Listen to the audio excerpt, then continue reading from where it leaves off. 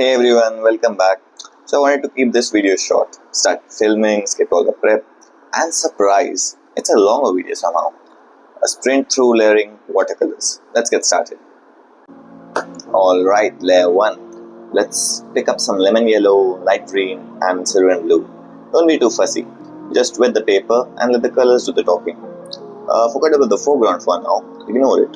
And let's focus on the background, like me avoiding chores. If it looks like a radioactive swarm, you're doing it right.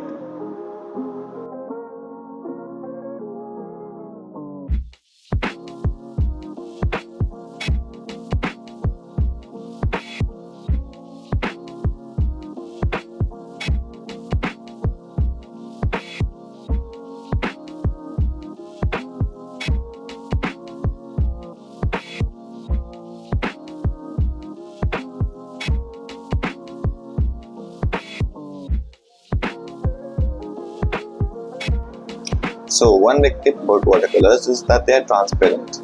So if you don't plan to leave white spaces, forget highlights, you're out of luck. There's no Ctrl plus Z in watercolors, so plan those shining spots. Or what I do, say that the mistakes are creative effects.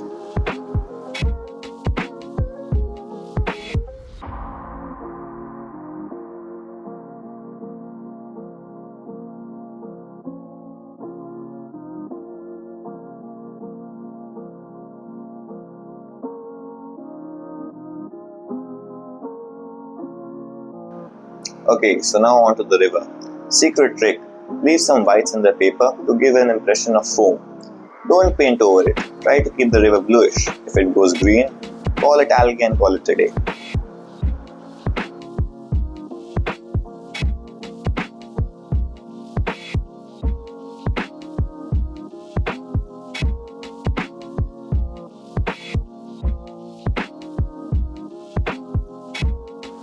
Okay, so now onto the trees and leaves. Lay on different kinds of greens, let that yellow and blue shine through. It gives you a fancy shadow and light effect. Nature, but with accidental talent. Don't fight the paint, paint wins every single time. You'll see the background color speaking through. That's totally intentional, I swear.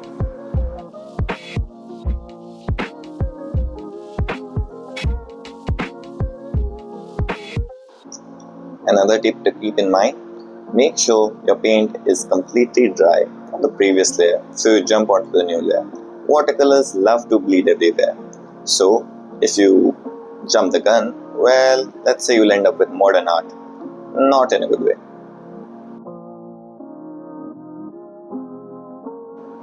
Next step is the tree barks. Get that deep teal and ochre loaded up. Just run strips where you think that bark should be. Do it on a dry base, not on a wet, otherwise your trees will come out looking droopy. If they do, just say it's a windy day in the woods.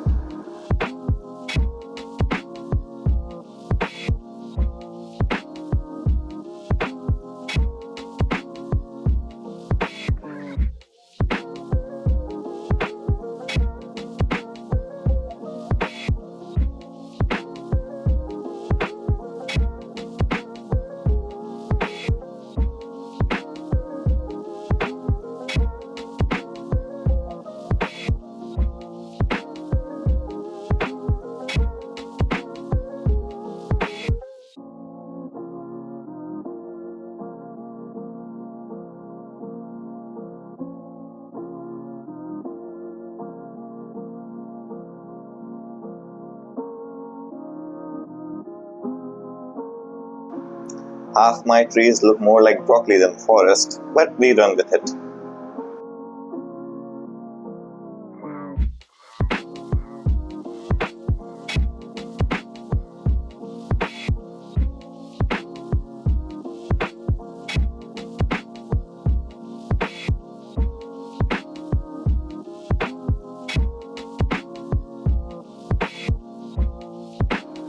Time for another layer on the river. Deepen the shadows, feather in a bit more blues for depth, and leave gaps for foam.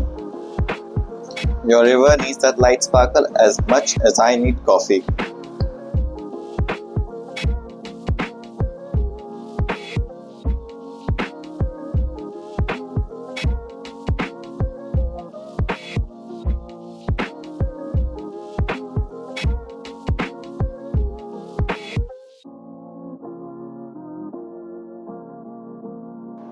As things dry, keep tossing in more details. Deepen tree shadows, leaf textures, bridge railings.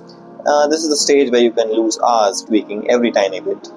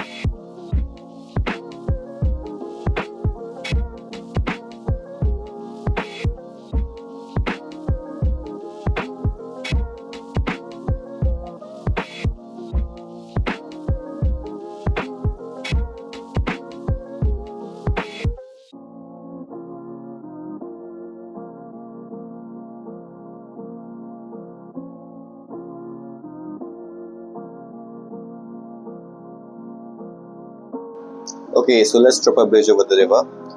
Careful with the layering here, especially where the bridge meets the top. Use greens and blues as it's set in a forest setting, and keep the edges a little sharp so as to not make it a huge blob.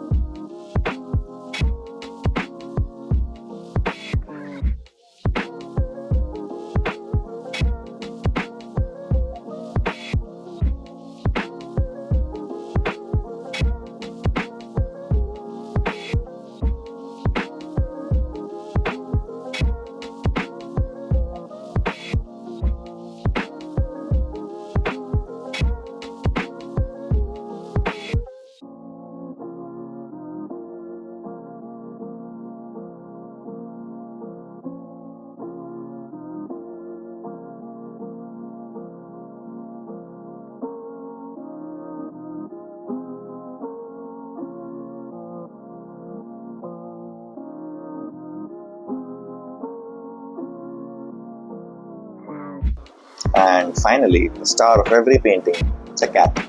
Final layer, just like last video. This time we're going with blues with a hint of black for that moody shadow foresty vibe. Keep it loose, fingers crossed, it actually looks like a cat this time. Last time someone said it looked like a deer. Yeah, looking at you, Bishesh.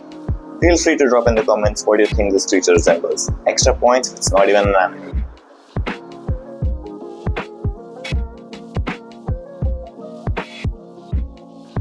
Almost done, let's peel that tape. The crisp edge is a reward for waiting around and all that drama.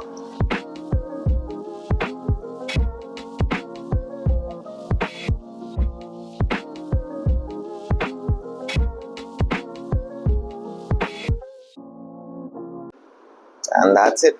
A sprint through watercolor layering. If you learned something or just enjoyed me fumbling through the watercolor, hit like and subscribe.